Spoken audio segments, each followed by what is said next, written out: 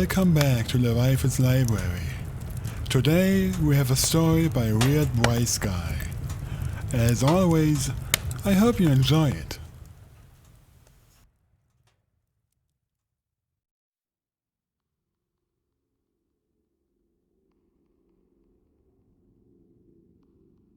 I have a simple nightly ritual I carry out before bed.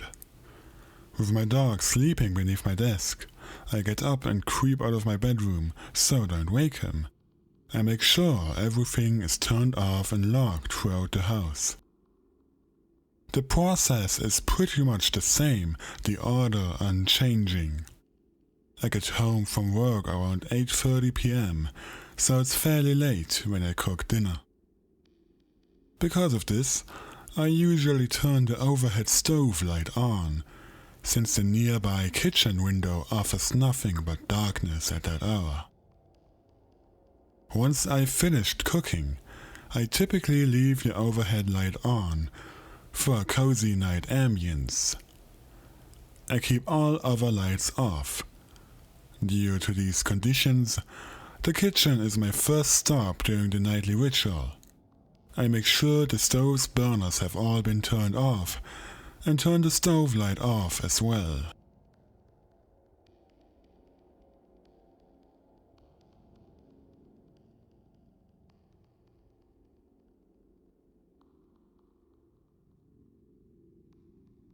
But the panel on which the button's light is located isn't backlit, and the actual stove light is too dim to illuminate anything beyond the stove's surface. In the darkness, I don't bother turning the ceiling light on.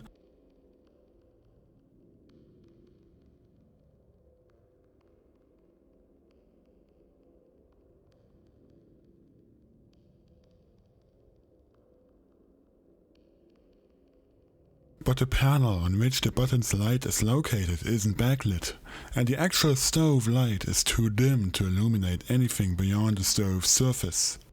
In the darkness, I don't bother turning the ceiling light on. You can't visibly tell which button is which, and the panel's surface is smooth, the buttons indistinguishable from each other. But because I've done this so much, and these exact circumstances, I've come to know exactly where the button is placed, and have managed to press it accurately for weeks. But last night, I missed. Instead of my finger landing on the button which controls the light, it instead pressed the button that activates the vent. Aside from the shock of the sudden noise and the otherwise quiet of the darkness, I wasn't unsettled. I was bound to make a mistake at some point. I turned off the fan, found the button, and switched off the stove light, placing the kitchen into complete darkness. With the familiarity of any house owner, I navigated around counters and furniture in the dark until I came to the front door, which I had always locked immediately after entering, but which I checked regardless, needing to be certain. The door was not only unlocked, but ajar.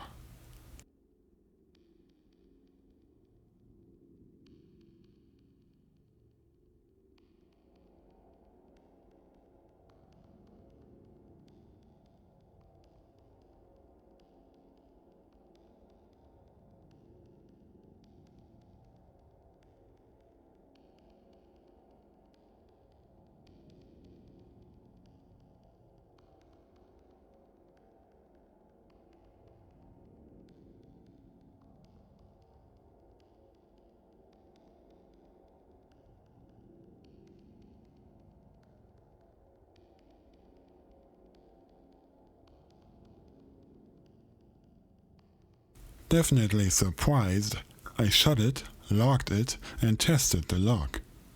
The door remained firmly shut, so I rationalized the oddity as me having simply forgotten to close it all the way when I had first come in earlier in the night. There was no sense of foreboding, no anticipation of the terrifying events soon to come. Still immersed in darkness, I cleared the walkway immediately after the door of shoes, so that I didn't trip in the morning.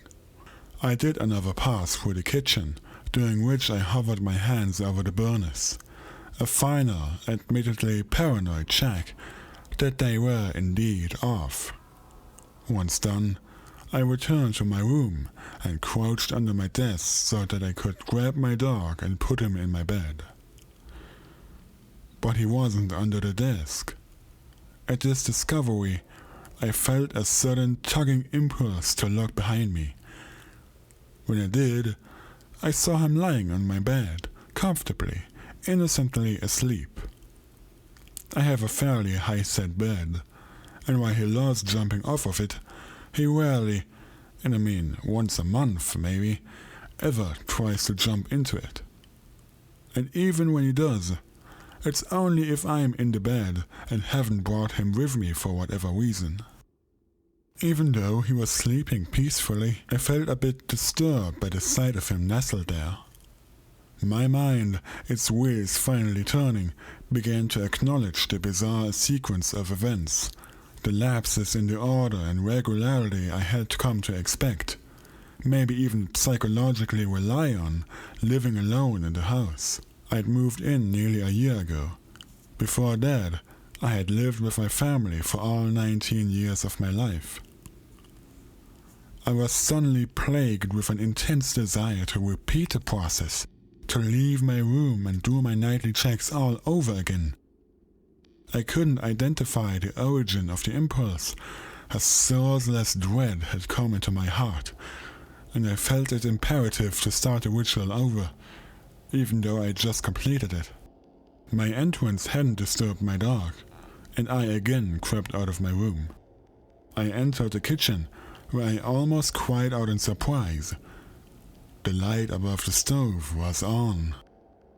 There was nothing else odd about the scene, and yet I felt dizzy, my mind realizing that the information my eyes were relaying to it was not only abnormal, but virtually impossible. I was certain, absolutely certain, that I had just turned the light off a few moments ago. There is no automated function to it, no possibility of it turning itself on. Another suspicion of things being wrong came into my mind, and I slowly, anxiously crept towards the stove. I passed my hand over the front burners, and each undeniably radiated warmth, as if they'd just recently been used and turned off. With a trembling hand I reached out for the panel. I found the button that I hoped would be the light control, and pressed it. It wasn't the light, wasn't even the wind. Instead, I had activated the timer. It began counting down from the pre-selected increment of 30 seconds. For the first few seconds I simply stared, shocked by how far I'd missed my mark. Quickly, as if urged to do so by that countdown, I found the button for the light and turned it off. For whatever reason, I didn't try to turn off the timer. I felt that I couldn't waste any more time standing before the stove, unexplainably conscious of the advent of some harmful thing or element. Once again in pitch-black darkness, I maneuvered my way through the kitchen and living room until I arrived at the front door, still conscious of that disconcertingly ticking timer. Something told me that I needed to complete the ritual and return to my room before it reached 0. But instead of being closed or even ajar, the front door was missing. Not merely swung open wide, but literally gone, physically detached from the threshold. The door frame outlined absolute blackness. Not a single object in the front lawn was discernible. Zero perception of depth. It was as if the house had been encased in a massive black shell.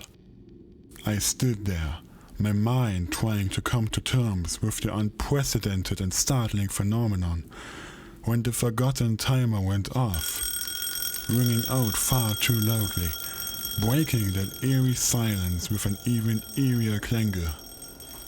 My nerves were suddenly alive. An instinctual impulse drew me away from the door towards the couch, behind which existed a generously vacant space. Mindlessly, I fled behind the couch and hid there, even as the timer continued to blare through the house.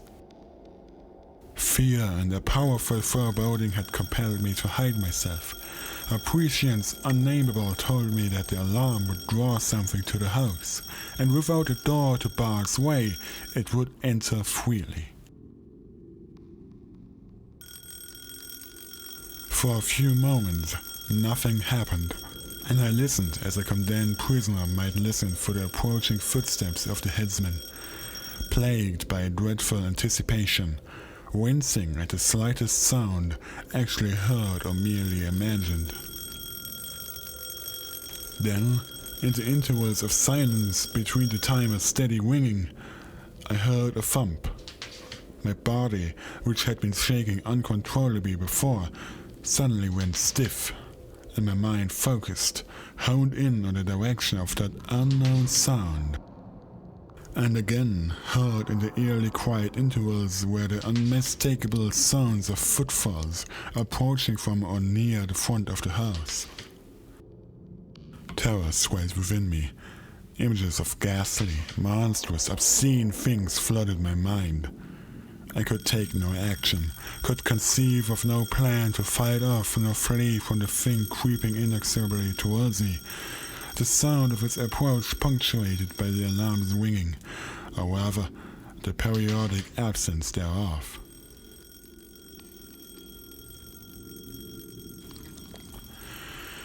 The footsteps rounded the couch, and I completely froze, mentally and physically. There was nothing left to do, nothing left to think. Death rounded the corner, I was sure of it. But despite the absence of light, I saw that the thing which had come behind the couch was not some horrific beast or a murderous psychopath. It was my dog. He came up to me, sniffed around, as if I'd been hiding a late-night snack from him, then nestled himself between my legs.